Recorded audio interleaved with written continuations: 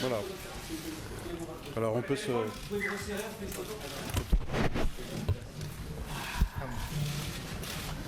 Voilà. Philippe. Voilà.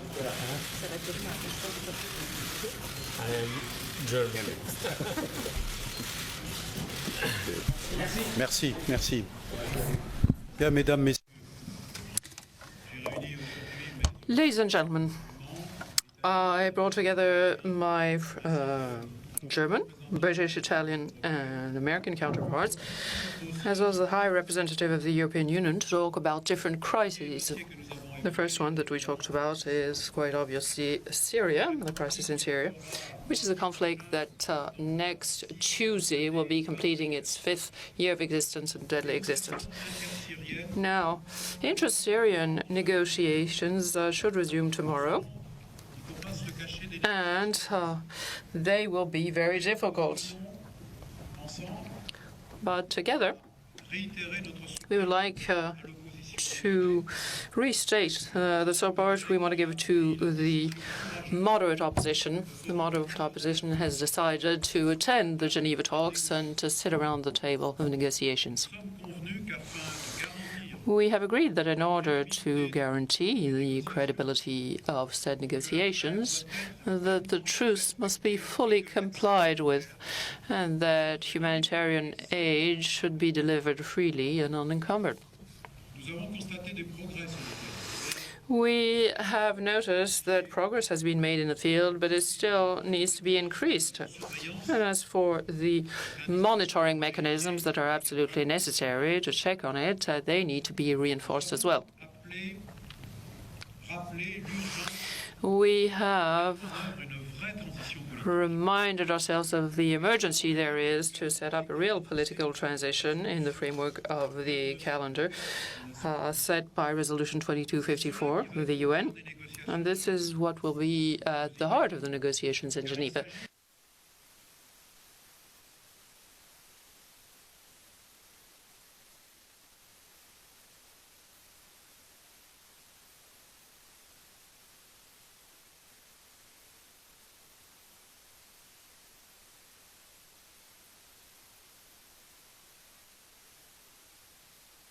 Confirmer l'approbation du gouvernement de M. Sarraj par la majorité des parlementaires libyens.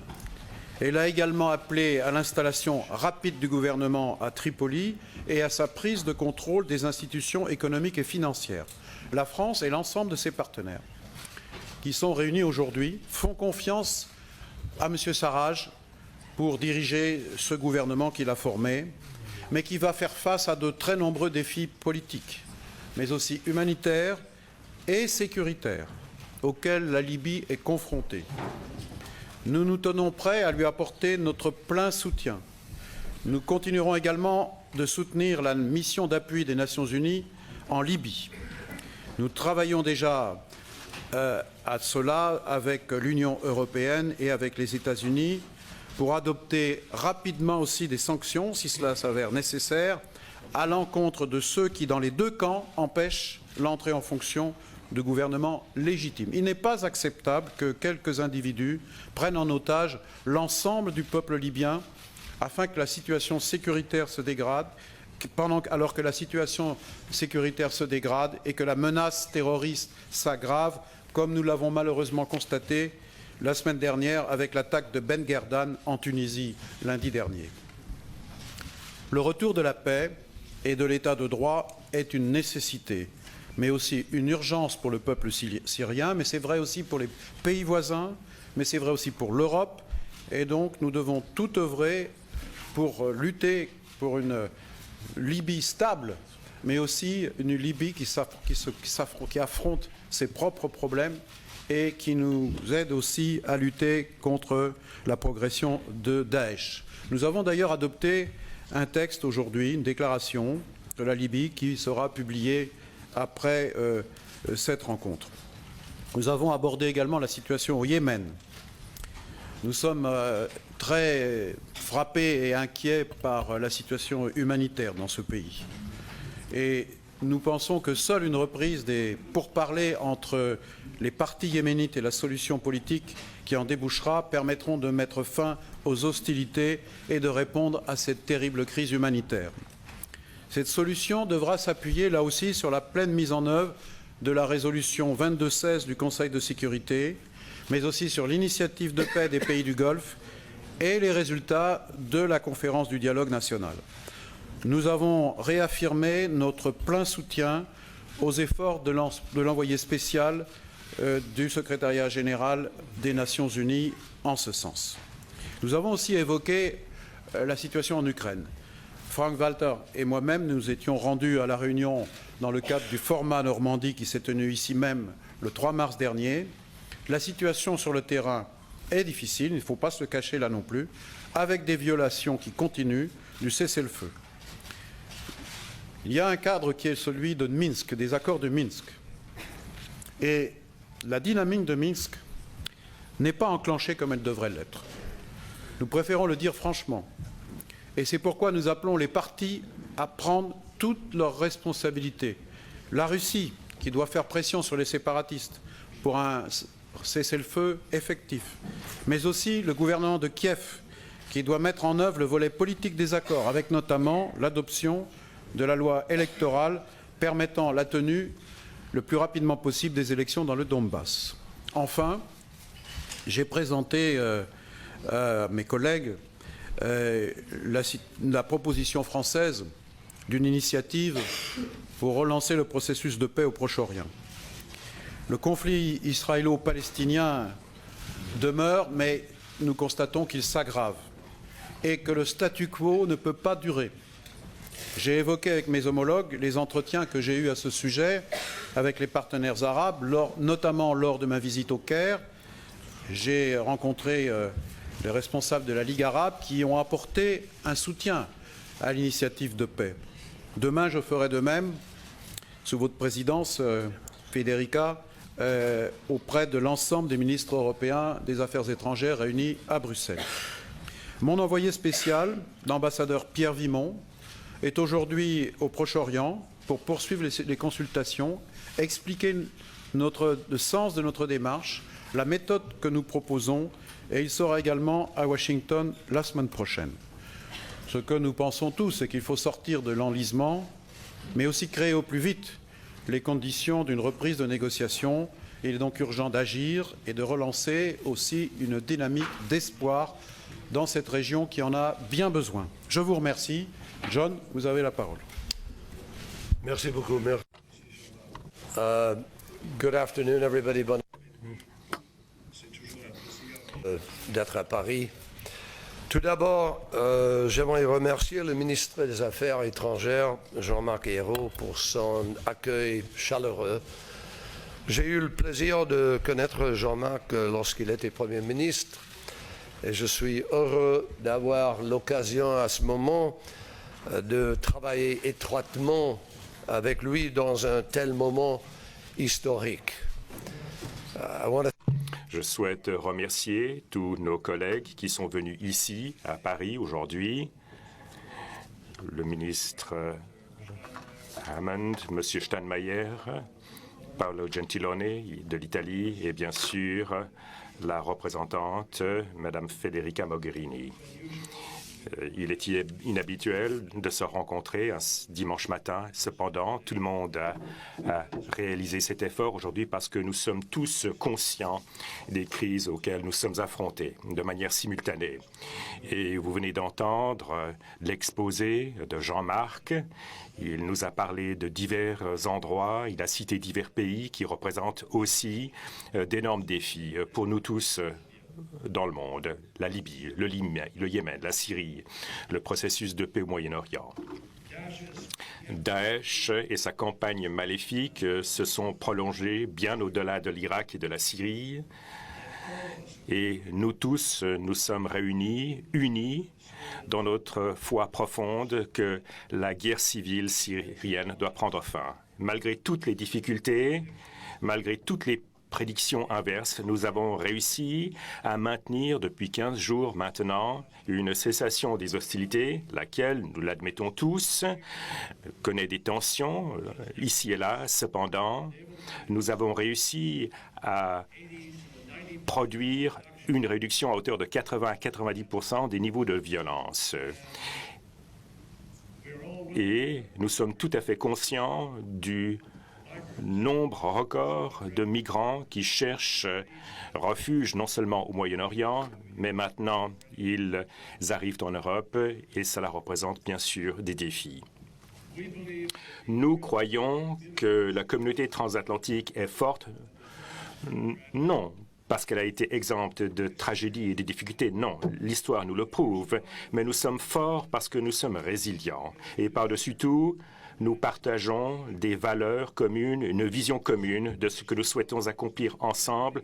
Nous sommes forts parce que nous avons des convictions fondamentales qui nous unissent. Et c'est justement de cet état d'esprit que nous sommes réunis ce matin afin de nous consulter, de partager nos réflexions tous ensemble quant à notre approche de ces divers défis et ce que nous pensons être en mesure de faire pour renforcer nos propres efforts pour produire des résultats. Bien sûr, au cours des mois à venir, nous avons fait le point de la situation en Ukraine, comme l'a dit Jean-Marc, et notre engagement global vis-à-vis de la souveraineté et de l'intégrité territoriale de ce pays demeure, et nous saluons la présidence allemande de l'OSCE à mesure que nous cherchons à mettre en œuvre un véritable et cessez-le-feu pérenne, et nous sommes également reconnaissants du leadership de la France et de l'Allemagne qui gèrent le processus de Minsk. Et nous sommes tous prêts à appuyer ce processus et sa mise en œuvre intégrale. Mais aujourd'hui, la Russie est confrontée à un choix entre la poursuite de sanctions dommageables pour le pays ou bien être tout à fait à la hauteur de ses obligations au titre de Minsk. Et je pense que Moscou est tout à fait conscient de ce qui doit être fait et notre message aujourd'hui est un message d'unité. Nous sommes unis dans notre détermination pour appuyer l'Ukraine, pour protéger sa souveraineté et son intégrité territoriale, tout en même temps nous disons aux Russes, vous avez la possibilité de travailler avec nous pour véritablement mettre Minsk en œuvre et pour concourir à la stabilisation de la région. Comme Jean-Marc l'a aussi dit, nous avons également discuté de la Syrie. Nous soutenons tous les efforts de l'envoyé spécial de l'ONU et nous avons hâte que les discussions reprennent à Genève lundi. Et personne ici présent ne comprend pas à quel point cette situation est difficile. Par exemple, les commentaires d'hier par le ministre syrien des Affaires étrangères, qui a essayé clairement de perturber le processus. Clairement, il s'agissait d'une tentative de communiquer un message de dissuasion auprès des autres. Cependant, il demeure que ses parrains les plus forts, l'Iran et la Russie, ces deux pays ont adopté au niveau de l'ONU une résolution de soutien.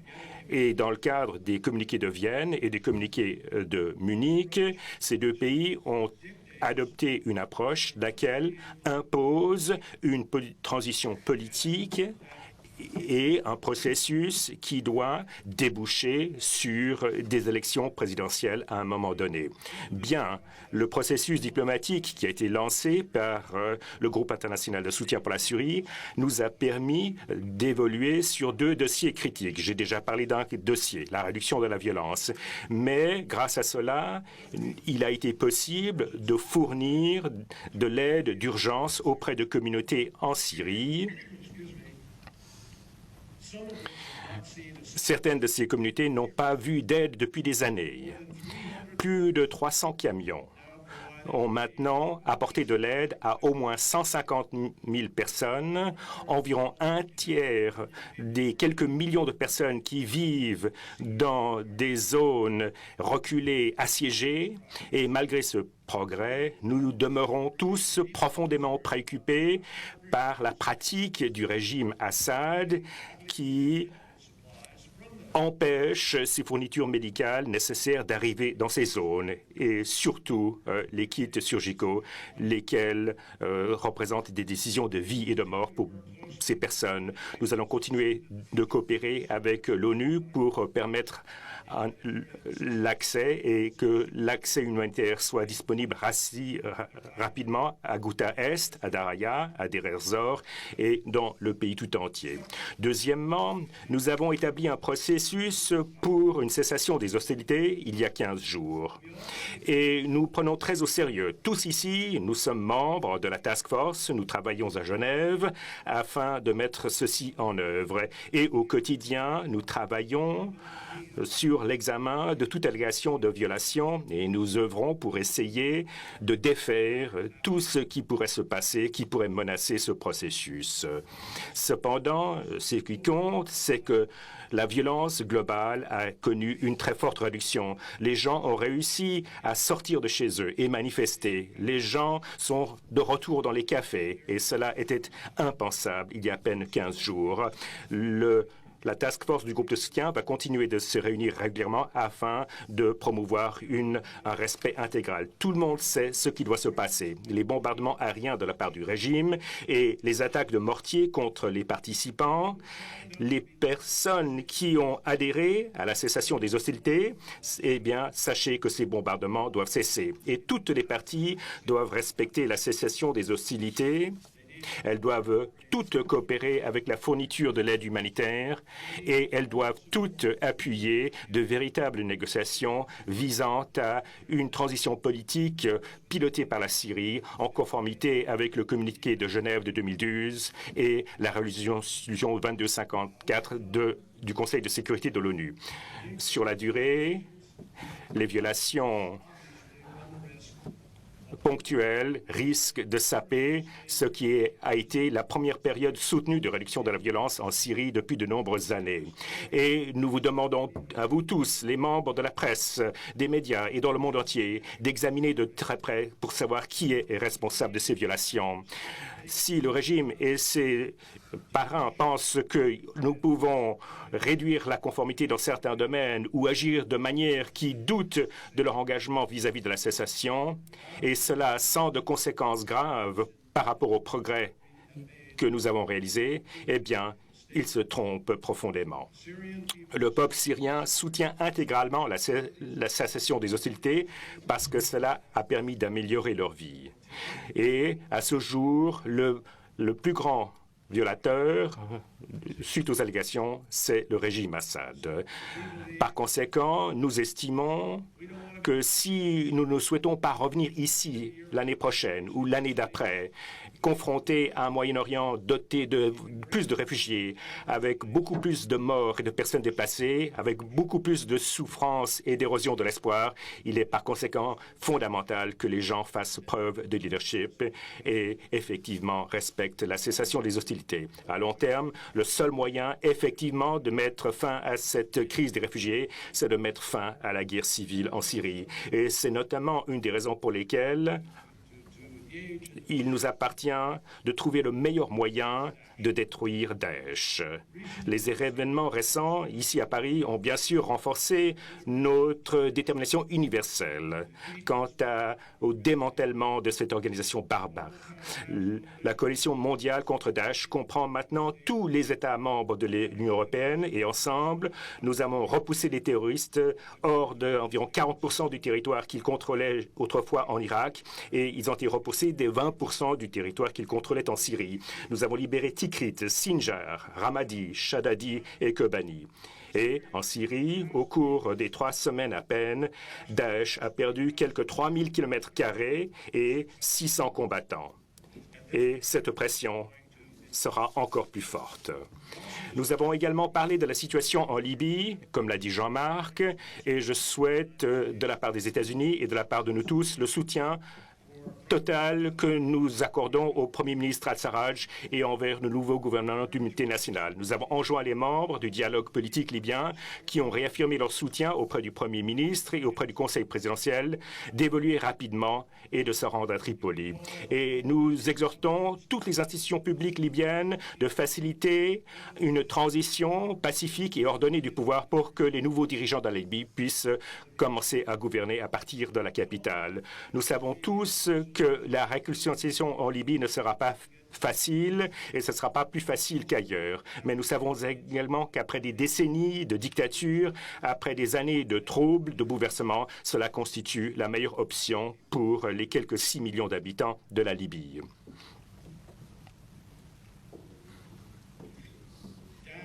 Daesh a augmenté sa présence en Libye et nous avons décidé que cela ne sera pas permis et que nous répliquerons. Lors de mes discussions d'aujourd'hui et pendant le week-end en Arabie Saoudite, nous avons parlé du besoin également de régler le problème au Yémen tout en respectant la souveraineté de ce pays pour mettre fin à la violence et pour également permettre l'approvisionnement de l'aide humanitaire. Et nous saluons la récente cessation des hostilités le long de la frontière saoudi-yéménite et nous avons décidé de travailler avec les Saoudiens, les Émiratis et tous les pays de la région, tous ensemble, afin d'essayer d'assurer davantage de stabilité et de paix dans cette région et au Yémen.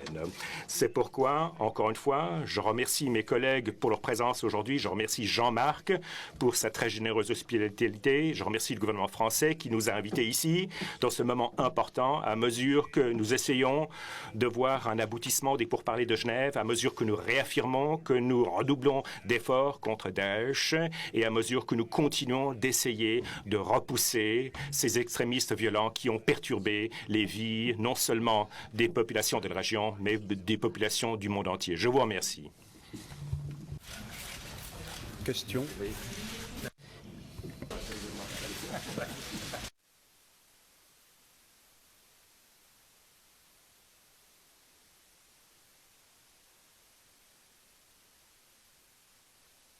Of the process, how does the French initiative align with US ideas to relaunch the peace process? And also for Ms. Mogherini, how does this fit into the quartet? And just on a separate issue, sur l'Iran, l'Iran continue à faire des tirs balistiques. Est-ce que selon Paris et Washington, ces tirs sont capables d'emporter des armes nucléaires et donc violeraient la résolution 2231? Et si oui, est-ce que vous êtes prêt au niveau européen d'adopter des sanctions comme les États-Unis a fait début janvier? Merci beaucoup. John, please. Well, with respect to the peace process, we welcome anybody's efforts to try to find a way forward. Obviously, the United States and I personally have been deeply involved in trying to do that over the last few years, and we remain deeply, deeply committed to a two-state solution. It is absolutely essential as the only way forward to find peace between the Palestinians and Israelis. This moment is a difficult one because of the violence that has been taking place, and there are not many people in Israel, in the region itself right now, who have a belief in the possibilities of a process because of those levels of violence. I've been in constant contact with Prime Minister Netanyahu. I was in the region just recently, met with President Abbas, and we are talking about any number of different ways to try to change the situation on the ground in an effort to try to establish some confidence and begin to be able to move forward. So we are listening carefully to the French proposal. We welcome Pierre Vimont when he comes to Washington next week to meet with our special envoy. And we will continue, as always, to work together. There's no way any one entity or one country or one person is going to resolve this. This is going to require the global community. It's going to require tremendous support. Federica Mogherini and I met together with Lavrov, Foreign Minister Lavrov, and the UN as part of the quartet. And we are continuing to work. So we will all join together in what is a common enterprise, finding peace that has been elusive for too many years. And I hear from too many people.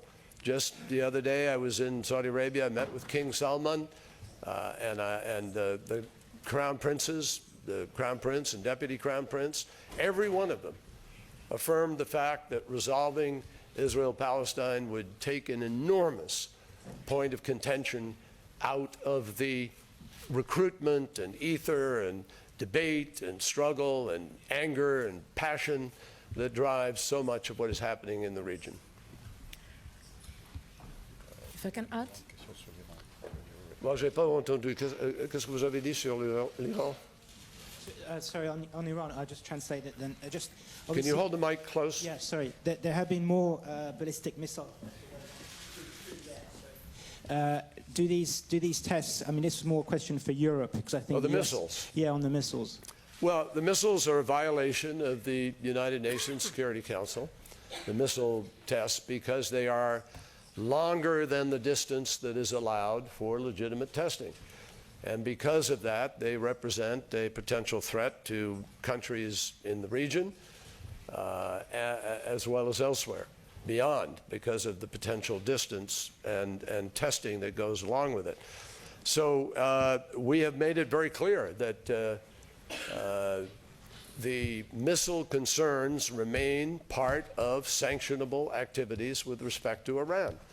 And if Iran chooses to violate that, they will invite those additional sanctions as we put them in place just a month ago as a result of the prior tests. To Voilà, add, sur ce point, nous partageons la même approche sur la situation iranienne. Les tirs balistiques, évidemment, que nous condamnons, et si nécessaire, les sanctions seront prises. Et quant aux accords sur le nucléaire iranien, nous les suivons avec la plus grande attention pour qu'ils soient totalement respectés. Donc, pas de changement de position. Évidemment, la plus grande fermeté, la plus grande clarté. Sur l'initiative française, John Kerry vient de répondre concernant le Proche-Orient. La France souhaite que tous les efforts qui sont déjà faits puissent être associés à cette démarche, et en particulier les travaux du Quartet. C'est une évidence. Nous souhaitons, et d'ailleurs poursuivre, et c'est le sens de la visite de Pierre Vimont à Washington, nos échanges avec les États-Unis pour que l'objectif, c'est-à-dire celui de remettre en mouvement un processus de paix, soit atteint. C'est ça qui nous importe, c'est l'essentiel. Il n'y a pas de compétition, il n'y a pas de hiérarchie entre les uns et les autres. Ce que nous voulons, c'est l'efficacité, et c'est redonner un signe d'espoir. to add on the initiative on the Middle East peace process, to confirm that, first of all, this will be an issue that we will discuss with all the 28 foreign ministers of the European Union tomorrow in Brussels at the Foreign Affairs Council, as well as we will discuss other points that we have discussed today, namely Libya. And the French proposals in these last weeks and months are being coordinated with the European Union in the logic of joining efforts with the Quartet in particular to try and create the conditions for the two states solution to happen at a certain moment and not to disappear from the screen of what is possible in the near future. And to revitalize the peace process that at the moment is stalled. We have worked in these weeks also with Pierre Vimont, that we know well, given his past in the European Union services.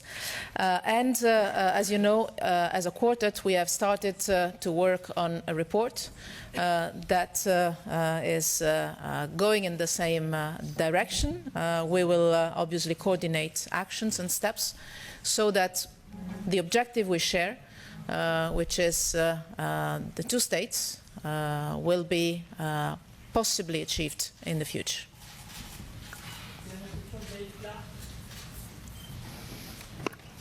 Monsieur le Ministre, Mr. Secretary, as you both noted, the Syrian Foreign Minister appeared to attempt to disrupt preparations for the peace talks tomorrow. What leverage do the allies present here have over Syria if they decide either to abandon these talks or use the truce as an attempt to consolidate their position or advance their position on the ground? Yes, John. Well,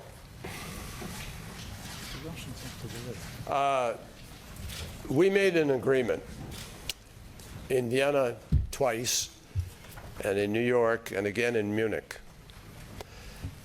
And particularly when we announced the effort to create the cessation of hostilities. It was agreed that we, the members of the International Syria Support Group who support the opposition, would assume the responsibility for making sure that the opposition lived up to its obligations. And we delivered a list of all of the groups of the opposition, which is almost all of them, that had joined up to the cessation of hostilities. Russia and Iran accepted responsibility for the forces they control or influence, and that includes Hezbollah, the IRGC, and most importantly, the Assad regime. So President Putin, who is invested in supporting Assad with enormous commitment, and it has made a difference, obviously, in the battlefield, everybody's seen that, should be somewhat concerned about the fact that President Assad is seemingly singing from a completely different song sheet, and that he sent his foreign minister out yesterday to try to act as a spoiler, to take off of the table what President Putin and the Iranians have specifically agreed to. So it is our sense that this is a moment of truth, a moment where all of us have to be responsible to make certain. Now, we're constantly working. I've been on the phone talking to Dr. Riyad Hijab. Just went to Saudi Arabia to meet with King Salman and the Saudi team, and Emirati foreign minister came over, so we all talked and shared thoughts about how do we keep the opposition on, adhering to this. And I talked to the Emir of Qatar yesterday about the same thing. So we're doing our share of work. Everybody here is encouraging people, working to keep a cessation together. But we know for a fact that, I'm not going to go into them, we agreed not to litigate the specifics of a violation publicly, but it is important now for those who support President Assad to make sure that he is living up to this agreement, and therefore, as a result, that they are living up to this agreement too.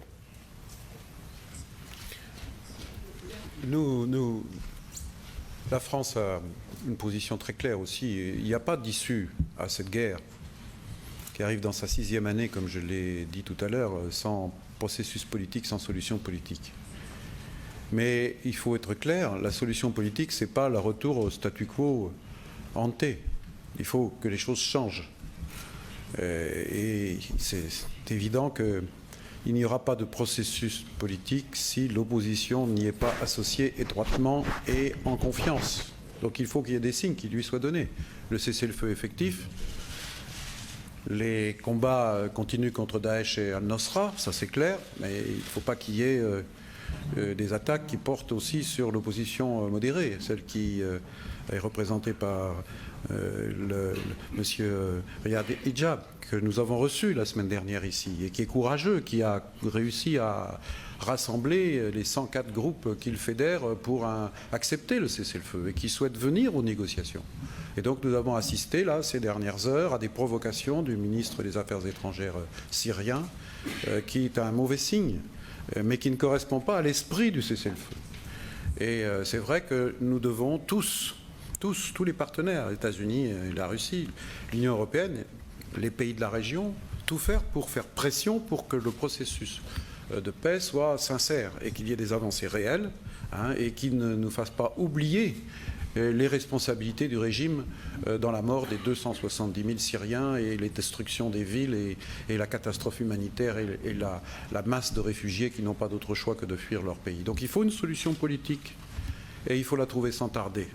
Donc nous avons ce cessez-le-feu, il faut qu'il soit effectif, je l'ai dit, complètement, mais il faut aussi que l'aide humanitaire, et il y a des villes qui devraient en bénéficier, qui ne peuvent pas être approchées aujourd'hui parce que le régime empêche les convois de parvenir, et tout ça qui seront des preuves de bonne volonté. Donc soyons clairs, nous voulons la solution politique, mais en même temps il faut des signes de confiance, et à chaque fois que ce sera nécessaire, nous maintiendrons la pression pour que ces signes soient effectifs. C'est pour le ministre italien, si c'est possible, sur la Libye.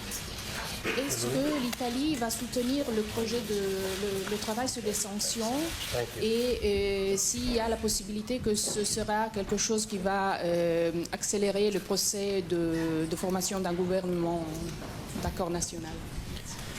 Oui, on va discuter des sanctions à niveau européen demain. à Bruxelles. L'Italie est entre les pays qui proposent ce processus.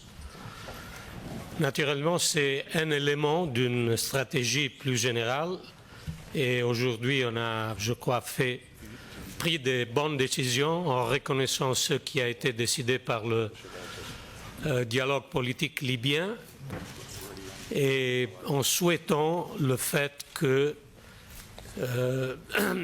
l'appui au gouvernement de M. Sarraj se traduit rapidement dans des premiers pas pour établir ce gouvernement à Tripoli.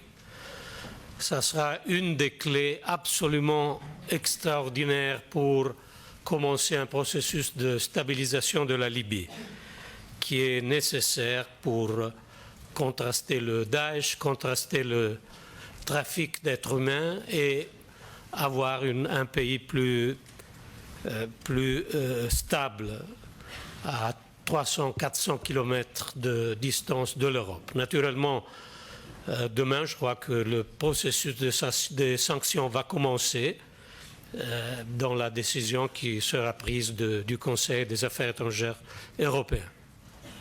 Merci.